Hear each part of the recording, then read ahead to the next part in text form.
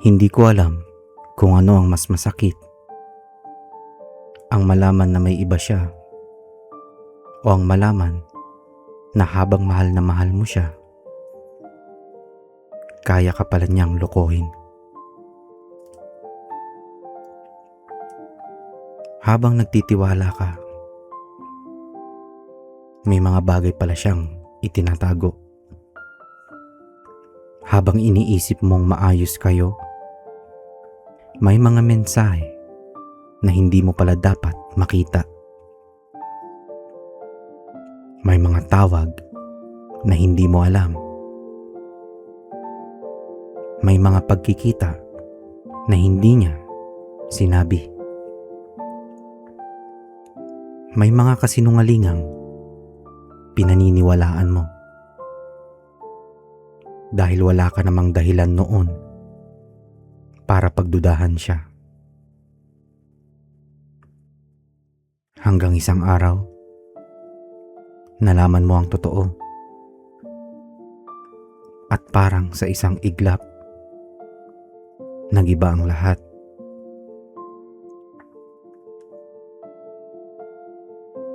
Bigla mong binalikan ang mga nakaraang araw. Ang mga gabing late siyang umuwi.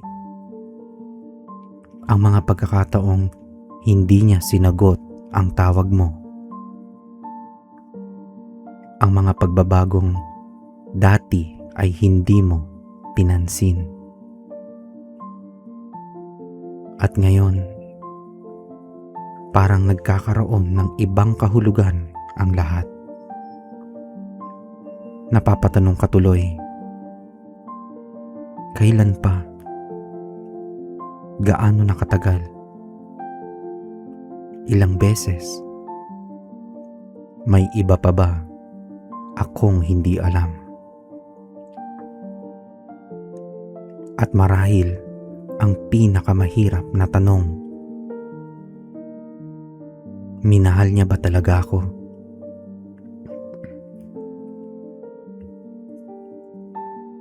Ito ang isa sa pinakamasakit na ginagawa ng cheating o pagtataksil.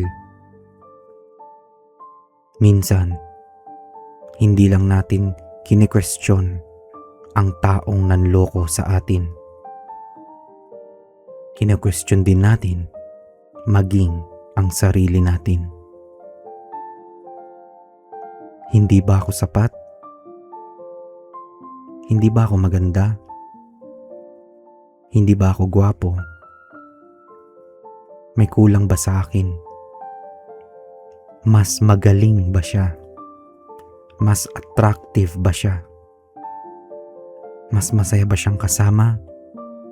Mas masaya ba siyang kausap, kakwentuhan, kakulitan?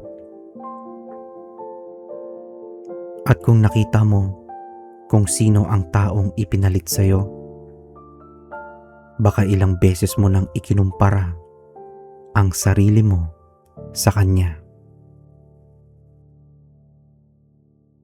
Tinitignan mo ang kanyang litrato, ang kanyang muka, ang kanyang katawan, ang kanyang buhay.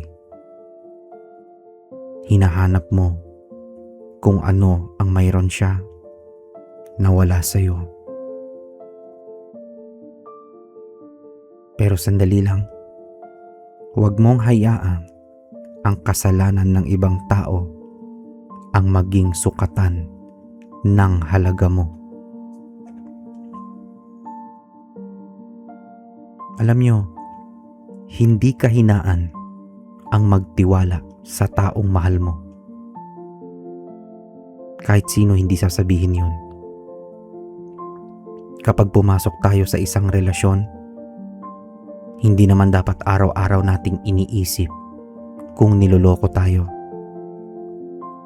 Hindi dapat kailangan nating bantayan ang bawat message, ang bawat tawag, ang bawat lakad o pag-alis, ang bawat kaibigan o ang bawat taong nakakasalamuha niya.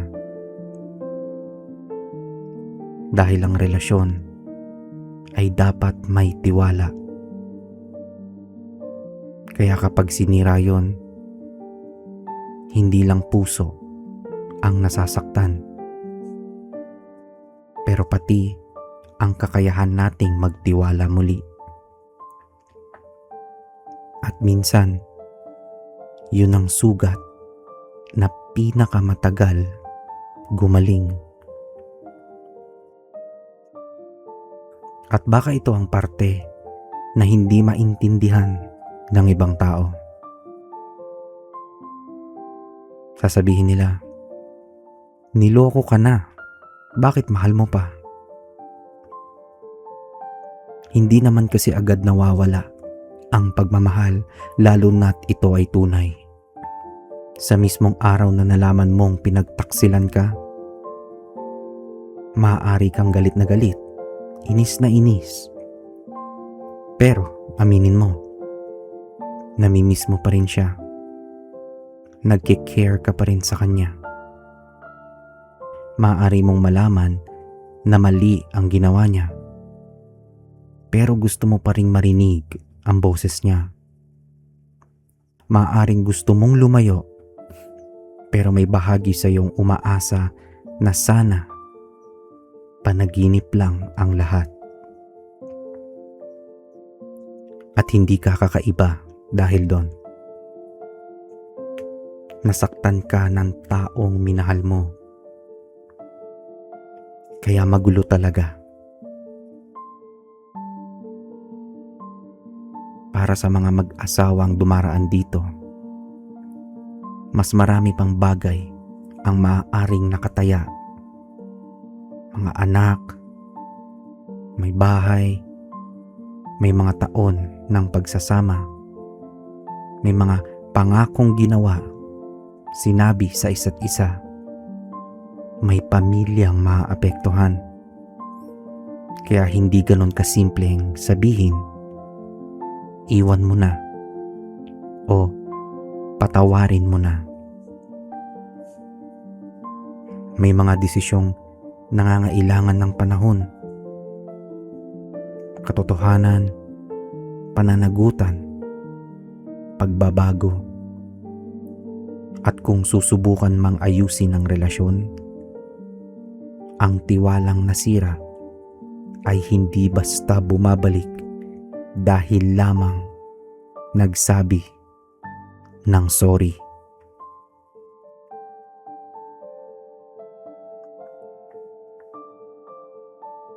Kung sariwa pa ang sugat, hindi mo kailangan malaman agad lahat ng sagot. Hindi mo kailangang magpanggap na okay ka. Hindi mo kailangang pilitin ang sarili mong magpatawad agad-agad. At hindi rin nangangahulugan ang pagpapatawad na kailangan mong bumalik sa relasyong patuloy kang sinasaktan. May mga sugat na nangangailangan ng panahon. May mga desisyong nangangailangan ng malinaw na isip. At kung kailangan mo ng suporta, lumapit ka sa taong mapagkakatiwalaan mo. Sa pamilya, sa kaibigan, sa isang profesional o sa isang counselor. Yung tao na hindi ka i-judge. Yung tao na hindi ka huhusgahan pero papakinggan ka. Pwede ring sa pastor o spiritual advisor kung yun ang makakatulong sa'yo. Hindi mo kailangang harapin ang lahat ng mag-isa. Alam nyo ba, habang ginagawa ko ang video na to, naisip ko kung gaano kasakit mawalan ng tiwala sa taong akala mong hindi ka kailanman gagawan ng ganito. Dahil kapag stranger ang nanakit sa atin, masakit, oo. Pero kapag ang taong pinagkatiwalaan natin ng puso natin ang gumawa nito, Iba yung pakiramdam. Kakaibang sakit. Alam niya kung ano ang kinatatakutan mo. Alam niya ang mga insecurities mo. Alam niya kung gaano mo siya kamahal. Ngunit sa kabila nun, nagawa ka pa rin niyang saktan. Baka hanggang ngayon, hinihintay mo pa rin ang paliwanag. Baka mayroon ka ng paliwanag, pero alam niyo yun, hindi pa rin sapat. Baka humingi na siya ng tawad, pero hindi mo alam kung kaya mo pang maniwala. O baka tuluyan na siyang umalis at ikaw ang naiwan upang pulutin ang sarili mong puso na nawasak. Kung nasaan ka man ngayon sa prosesong ito, huwag mong madaliin ang sarili mo. Hindi mo kailangang gumaling ayon sa timetable ng ibang tao. At higit sa lahat, huwag mong hayaang kumbinsihin ka ng nangyari na hindi ka karapat-dapat mahalin. Ang pagtataksil na ginawa sa'yo ay hindi ito nagsasabi kung gaano ka kahalaga. Yun ay nagsasabi tungkol sa desisyong ginawa ng taong nagtaksil.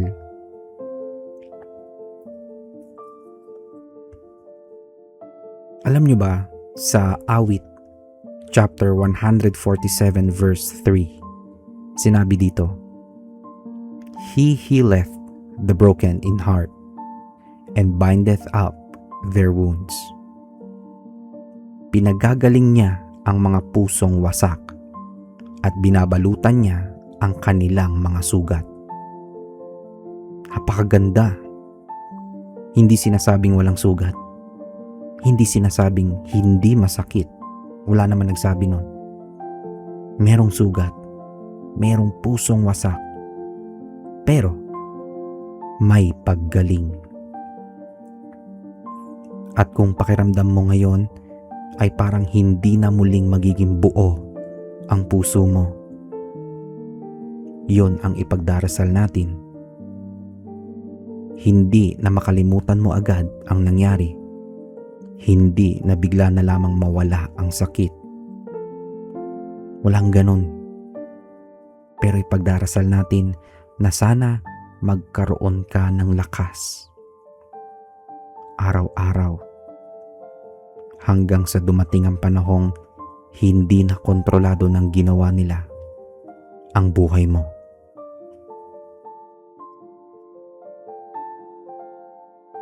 Para sa mga nanonood at nakikinig ngayon, gusto kong mag-alay ng isang panalangin para sa mga nakaranas ng pagtataksil. Kung nag-cheat o kung nagtaksil ang asawa, boyfriend, girlfriend o karelasyon, ipanalangin natin sila ngayon. Panginoong Jesus, lumalapit po kami sa inyo ngayon. Dala ang mga pusong nasaktan dahil sa pagtataksil. Para sa mga boyfriend o girlfriend na nalaman na may ibang minamahal ang kanilang partner. Para sa asawa na natuklasang sinira ang pangakong ginawa sa kanilang pagsasama.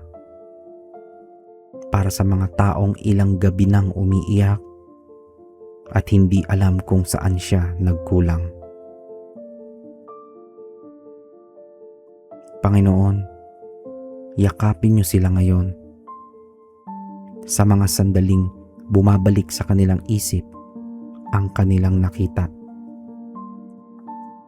Ang mga mensahe, ang mga litrato, ang mga kasinungalingan. Bigyan niyo sana sila ng kapayapaan. Kapag kinukumpara nila ang kanilang sarili sa taong naging dahilan ng pagtataksil, ipaalala niyo po sana sa kanila ang kanilang halaga. Huwag niyo pong hayaang maniwala silang hindi sila sapat. Huwag niyo silang hayaang sisihin ang kanilang sarili sa desisyong hindi naman sila ang gumawa. Panginoon, bigyan niyo sila ng karunungan. Kung kailangan nilang lumayo, bigyan niyo sila ng lakas.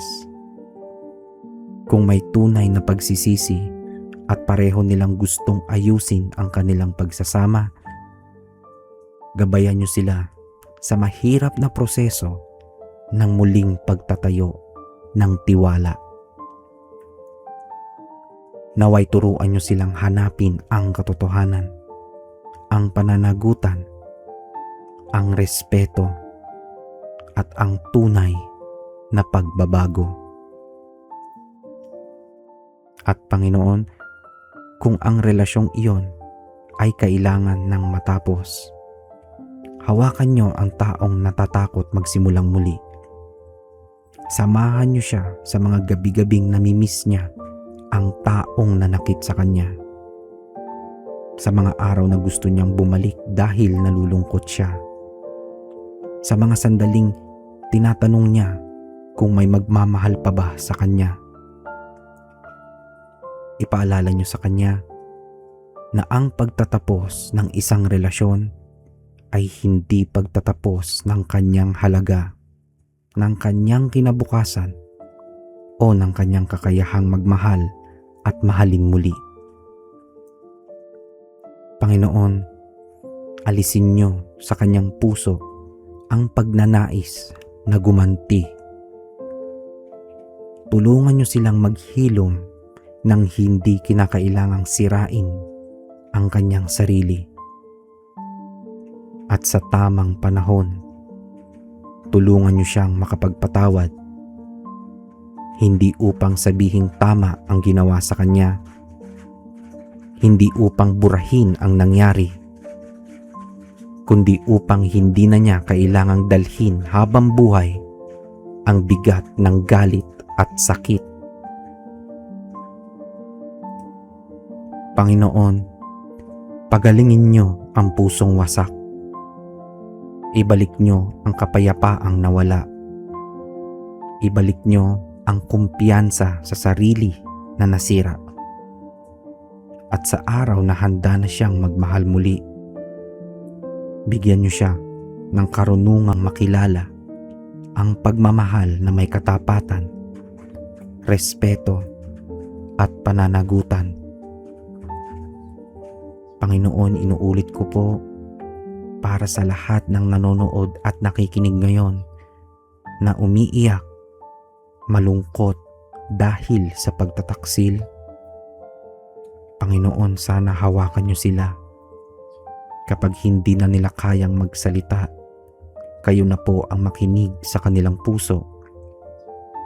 At kapag pakiramdam nila ay hindi na sila magiging okay, samahan niyo sila hanggang sa araw na masabi nilang, masakit ang nangyari sa akin, pero hindi nito winasak kung sino ako. Maraming salamat po, Panginoon, sa pangalan ni Jesus. Amen.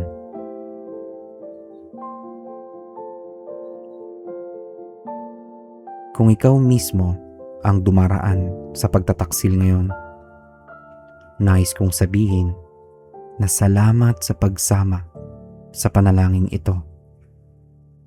Hindi mo kailangang ikwento ang lahat kung hindi ka komportable. Pero kung gusto mong may makasama sa panalangin, maaari mong i-comment, Lord, pagalingin mo ang puso ko. At kung mayroon kayong ibang prayer request, maaari mo rin itong iwan sa comments. Binabasa ko ang inyong mga mensahe at patuloy nating isinasama ang ilan sa ating mga panalangin. Kung may kakilala kang tahimik na dumaraan sa ganitong sakit, maaari mong i-share sa kanya ang video na to. At kung bago ka pa lamang sa ating munting komunidad, mag-subscribe ka at samahan mo tayo sa ating mga susunod na panalangin. Sana tulungan niyo akong maabot ang 60 subscribers ngayong August. Maraming salamat sa inyong lahat. Hanggang sa muli.